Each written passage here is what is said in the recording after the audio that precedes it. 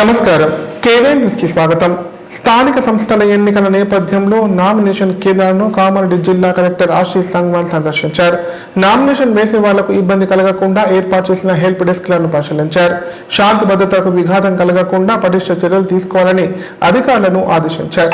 ZPTC, MPTC ఎన్నికల ఏర్పాట్ల ప్రక్రియను పరిశీలించేందుకు కామారెడ్డి జిల్లా కలెక్టర్ ఆశీష్ సంగ్వాల్ జిల్లాలోని వివిధ నామినేషన్ కేంద్రాలను సందర్శించారు. ఆయా నామినేషన్ కేంద్రాల వద్ద ఏర్పాటు చేసిన సౌకర్యాలను, ఎన్నికల సిబ్బంది పనితీరును తనిఖీ చేశారు. నామినేషన్ వేసే అభ్యర్థులకు ఎటువంటి ఇబ్బందులు కలగకుండా ప్రత్యేకంగా ఏర్పాటు చేసిన హెల్ప్ డెస్క్లను కలెక్టర్ పరిశీలించారు. శాంతి భద్రతలకు విఘాతం కలగకుండా పటిష్టమైన చర్యలు తీసుకోవాలని, ఎన్నికల కోడ్ తప్పక అమలు అయ్యేలా చూడాలని సంబంధిత అధికారులను ఆదేశించారు.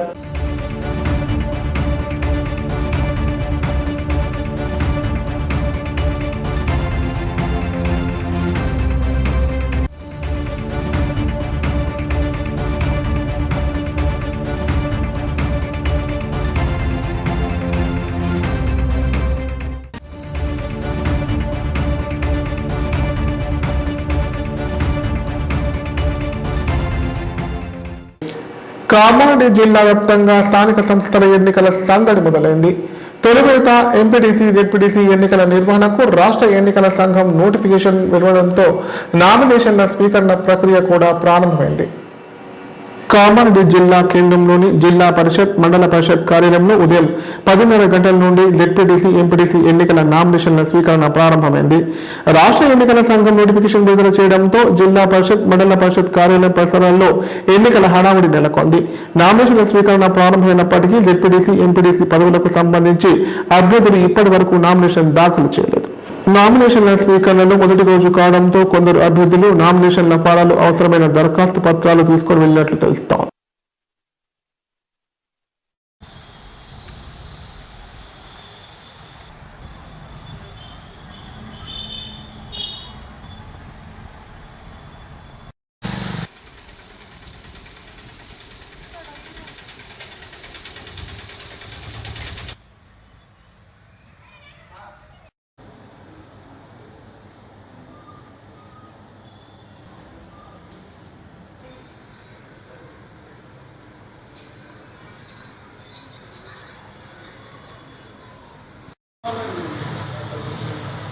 P Mohan, ZPTC returning officer Kamareddy.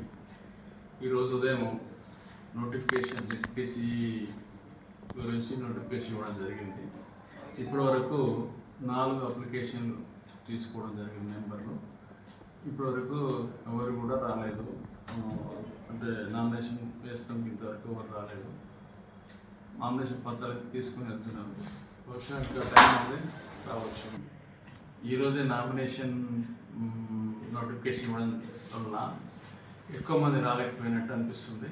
ఒక 4 వచ్చి అప్లికేషన్ తీసుకుని నామినేషన్ పత్రాలు. ఇంకా బహుశా 5 గంటల టైం ఉంది కాబట్టి నామినేషన్ పత్రాలు దాఖలు చేయవచ్చు. ఇంకా చూస్తుంది, ఇంకో 2 అవర్స్ ఉంది టైం. ఎం పవన్ కుమార్, రిటర్నింగ్ అధికారి, ఎంపీటీసీ కామారెడ్డి.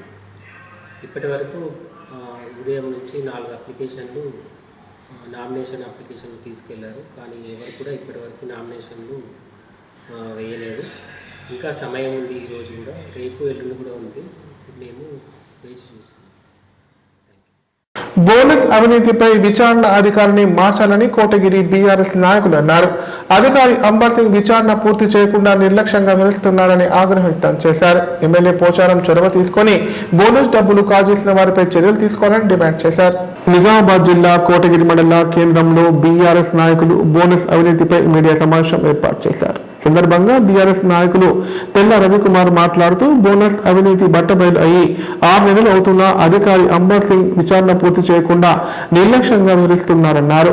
ఆయనకు బదులుగా వేరే అధికారితో విచారణ జరిపించి ఈ బోనస్ లో జరిగిన అవినీతిని బట్టబయలు చేయాలని చెప్పారు. మాజీ డిప్యూటీ శంకర్ పటేల్, ఆయన సతీమణి, కుమార్తె, అతని తమ్ముని భార్యపై మొత్తం 4,58,400 రూపాయలు ఏ విధంగా పడ్డాయని ప్రశ్నించారు. వారికి ఎన్ని ఎకరాల భూమి ఉంది, అందులో ఎంత పంట పండించారు విచారణ చేసి బహిర్గతం చేయాలని డిమాండ్ చేశారు.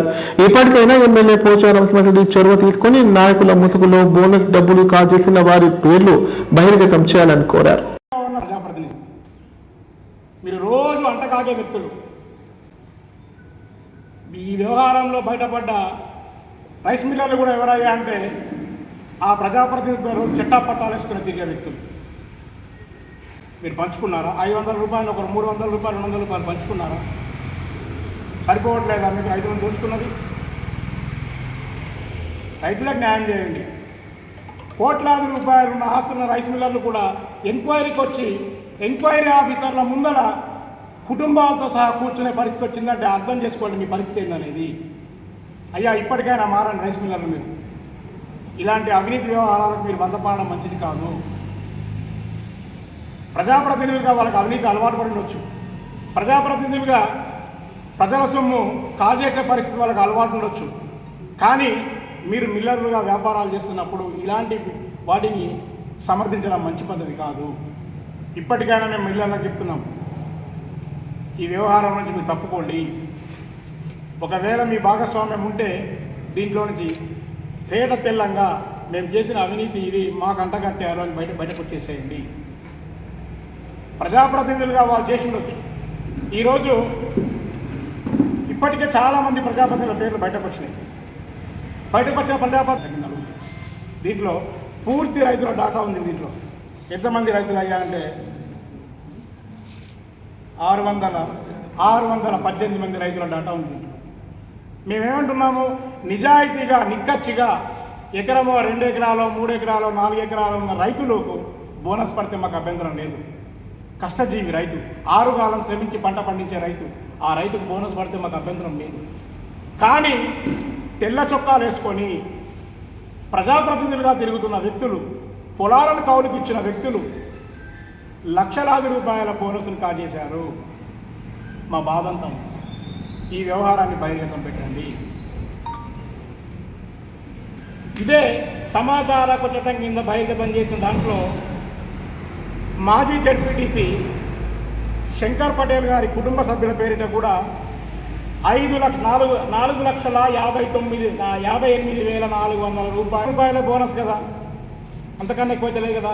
మరి సుమారు 5 లక్షల రూపాయల బోనస్ అని కుటుంబ సభ్యుల పైన పడ్డదంటే ఎన్ని ఎకరాలైనా పొలం ఉంది, ఎన్ని ఎకరాలు చేశారని మాకు కావాలి. కాబట్టి మేము ఇప్పటికైనా స్థానిక ఎమ్మెల్యే పోచారం శ్రీనివాసరెడ్డి గారిని కూడా కోరుతున్నాం. మేము, అయ్యా, మీరు మచ్చలేని వ్యక్తిగా రాజకీయాల్లో ఉన్నారు, మీ పైన మంచి పేరుంది. కానీ మీ వెంట ఉన్న నాయకులు చేస్తున్న అవినీతి అనేది సమర్థనీయం కాదు. దీన్ని ఇప్పటికైనా మీరు తేటతెల్లం చేయండి. ఇలాంటి నాయకులను మనం ఎన్నుకుంటే, ఇలాంటి నాయకులు పండి ఉంటే మీరు బోనం తీసుకుంటే మాకు అభ్యంతరం లేదు. మేము ఎవరో మా ఇళ్లలోంచి ఇవ్వట్లేదు, ప్రభుత్వం నుంచి వచ్చిన సొమ్ము తీసుకుంటే పర్వాలేదు.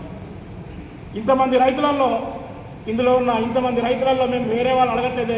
నిజాయితీగా వచ్చే రైతులు, నిక్కచ్చిగా వచ్చే రైతులు మేము అడగట్లేదు, ప్రశ్నించట్లేదు. మేము ఎవరైతే ప్రజాప్రతినిధుల ముసుగులో ఉన్న వ్యక్తులు ఉన్నారో, ఎవరైతే ప్రజాప్రతినిధులుగా చెప్పుకొని బోనస్ డబ్బులు కాజేశారో వాళ్ళ గురించి మాత్రమే ప్రశ్నిస్తున్నాం.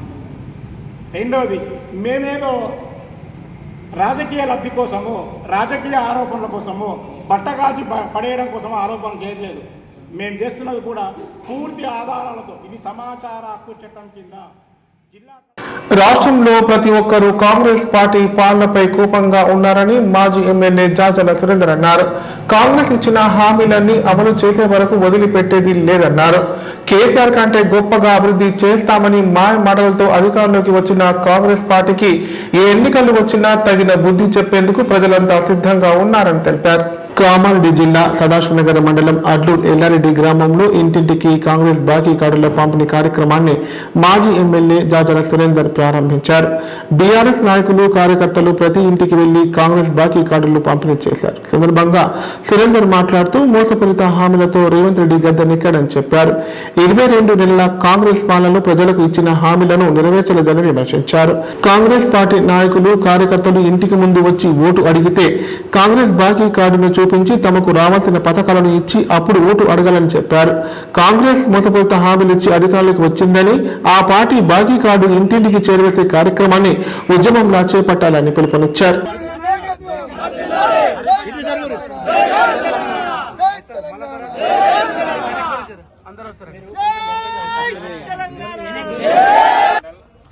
రెడ్డి బీఆర్ఎస్ పార్టీ కార్యకర్తలందరికీ పేరు పేరు నాయకు నమస్కారం.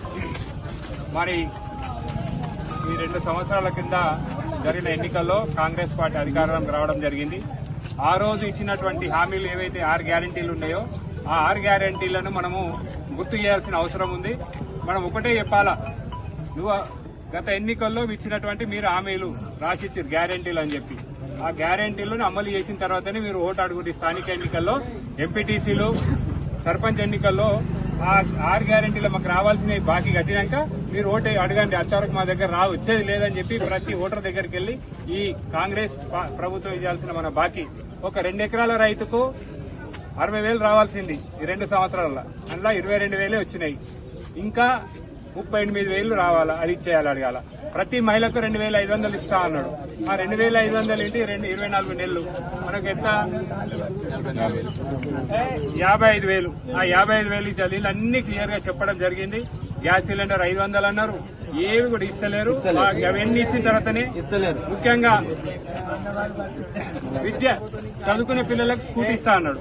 ఆ స్కూటీ ఏది మన ఎడ్లు లేరు పెద్ద ఉన్నది, చాలా మంది మనం ఎంతైనా ఒక 200-300 స్కూటీలు వస్తాం మన పిల్లలకు.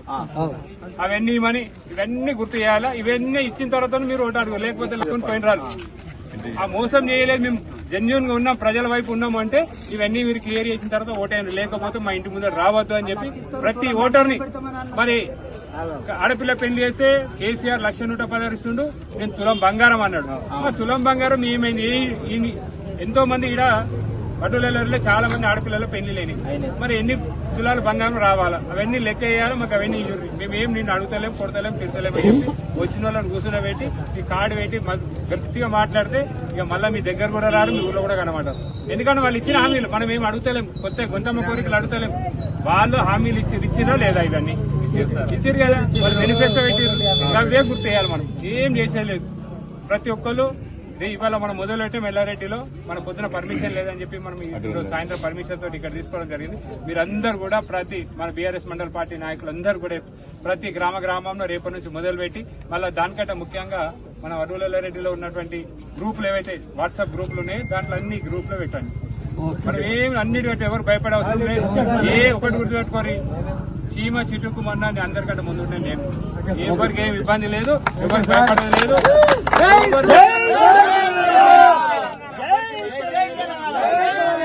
మనం తెలంగాణ ఉద్యమం చేసిన వాళ్ళం, పోరాటం చేసి ప్రాణాలకు తెగిస్తేనే తెలంగాణ వచ్చింది. కేసీఆర్ తన ప్రాణాన్ని పణంగా పెడితే తెలంగాణ వచ్చింది. అగాధం రాలే, ఈ దొంగలు చేస్తే వచ్చే రాలే. ఈ ముఖ్యమంత్రి అయితే ఎన్నడూ కూడా జై తెలంగాణ అనలే. ఇప్పుడు దేవుడా అంటున్నాడు, ఈ నెల నుంచి ఏమో అంటున్నాడు జై తెలంగాణ. మొన్నటిదాకా వందే మాత్రం అన్నికి రాదు, వందే మాత్రం ఏంటంటే మీ అందరు తెలుసు. తప్పదు, ప్రజలు నిలదీస్తారు కాబట్టి మీరు ఏ ఇబ్బంది రాదు.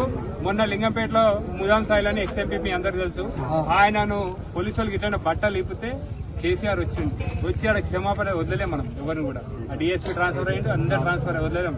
ఎవరికి ఏ ఇబ్బంది భయపడే అవసరం లేదు. నిన్న మన తాడవాయి మండలంలో మా కపిల్ రెడ్డి గిట్ట వాళ్ళు చాలా మంది, మా తాజు ఉన్నారు, ఆయన గిట్టని పిలిచి ఆ పోస్ట్ ఎన్నిక పెట్టినా ఎస్ఐ అడగగానే నువ్వు అడగనిక మన రివర్స్ అయినారు. దేవుడు అంటే వచ్చి బతిమలాడి తోలుకపోయారు. అంటే మనం అడగకపోతే ఎవరు కూడా చేయరు. ఇదే బాకీ కార్డు కాంగ్రెస్ ప్రభుత్వం మనకు బాకీ ఉంది, ప్రజలకు బాకీ ఉంది. అది ఇచ్చేదాకా మీకు ఓటు అడిగి హక్కలేదు అని చెప్పి నిలదీయాలి. జై తెలంగాణ. ఇప్పుడు ప్రకటనలు. కామారెడ్డిలో 50 పడకల ISO సర్టిఫైడ్ గల ఏకైక హాస్పిటల్ లైఫ్ హాస్పిటల్ కామారెడ్డి.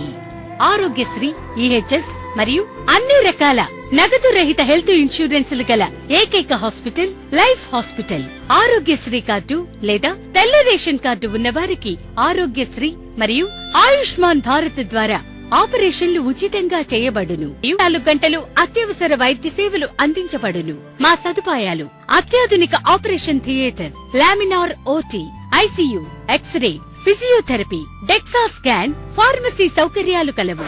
రాష్ట్ర ప్రభుత్వ ఉద్యోగులకు ఫీజు రీయింబర్స్మెంట్ సౌకర్యం కలదు. సంప్రదించండి లైఫ్ హాస్పిటల్.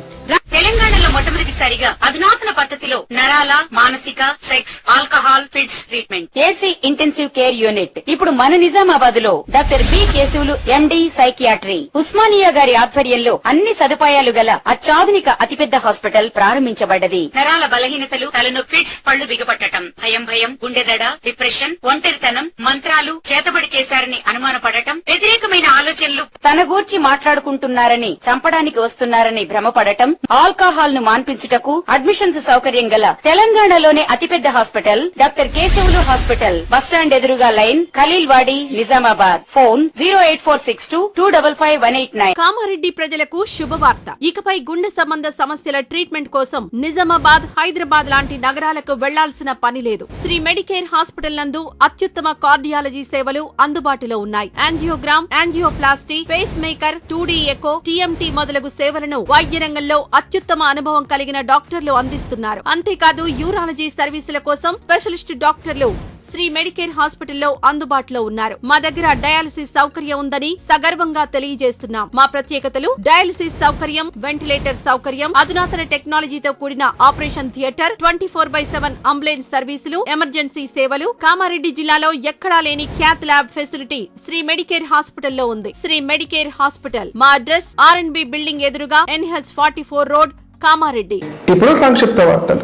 కామారెడ్డి పట్టణ స్వర్ణకార సంఘం నూతన కార్యవర్గ ప్రమాణ స్వీకార కార్యక్రమాన్ని అయ్యప్ప నగర్లోని స్వర్ణకార సంఘంలో బుధవారం ఘనంగా నిర్వహించారు.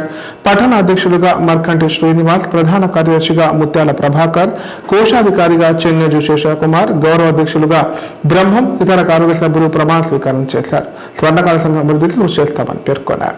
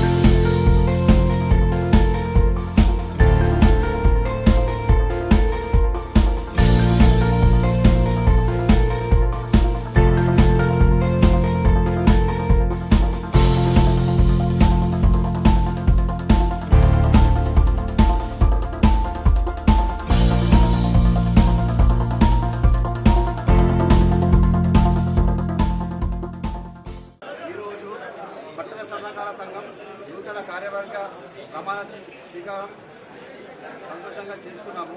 ఈ సందర్భంగా నేను స్వర్ణకార సోదరులకు, సభ్యులకు, స్వర్ణకార బంధువులకు తెలియజేయడం ఏమనగా, మన స్వర్ణకారులకు అనేక ఇబ్బందులు ఉన్నాయి. దాని గురించి చర్చించి